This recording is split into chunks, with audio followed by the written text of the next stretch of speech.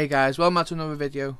This video is basically a breakdown of my centre back build that I've been using throughout FIFA 20. I've had it requested by a few different people, so I thought I'd make a video based on it, showing the breakdown of it overall. So the build's pretty average. It focuses more on pace, defending, and I like to pass. I like to be able to slot balls in through the midfield, maybe sometimes even to the strikers, so I prefer to have some passing traits on as well. There is also enough physical traits on to be able to not get bodied off the ball, but also use your body to shield the ball from them bigger strikers, so it is quite effective. So as you can see, I'm just outside the top 100 and not quite in there, but considering I've played almost 1300 games, I'd really highly recommend this build as well. So let's get into the breakdown of the build, i.e. the traits. So before we get into the traits, we should probably go over the position of the build, also the height and the weight. The preference of the foot really doesn't matter, you can use right or left, it's whatever you prefer. So with this build I've gone with a left wing back. You can also go with a right wing back, just for the added extra pace basically. I've also gone with a 5'10" in height, just so you can still win the ball, but it's also short enough so you've got enough pace to track back and keep up with the smaller strikers, because a lot of people are using 5'3" right now.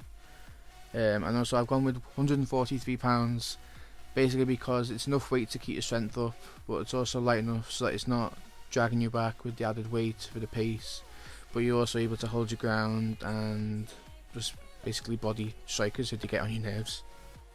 I have gone for the 2 stamina just so that we've got enough stamina to cover the whole game.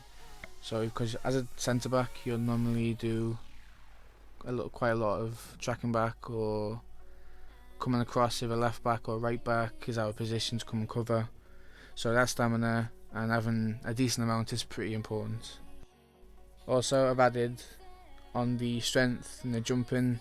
I've also gone down to the strength and jumping speciality as well. Basically as a centre back, it's a pretty important thing to do, to be able to jump in the air to win the headers and also be able to hold off any attacking threats with the strength. So moving on to the defending player traits. You're a defender, whack them all on, it's pretty standard. They're going to help you in the long run basically. It's pretty much as simple as that really, it's pretty self-explanatory.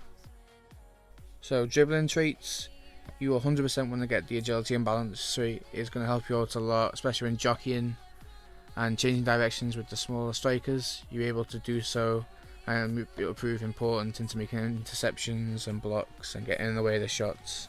It's just going to improve your defending game.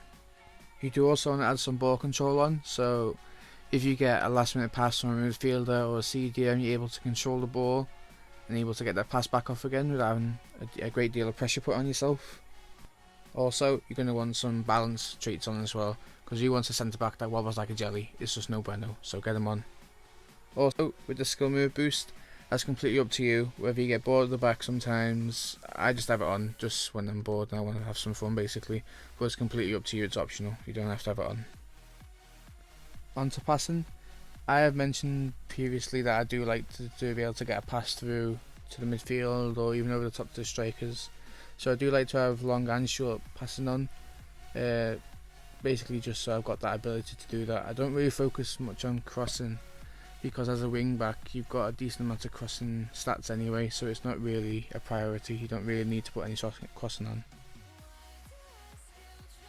Now with shooting I only have the heading on, basically because you're not going to get a chance really to do any shooting. You're a centre back, at best you're going to get a cross from corner and you may have a chance to head it in, so I think it's pointless having anything else other than heading on really.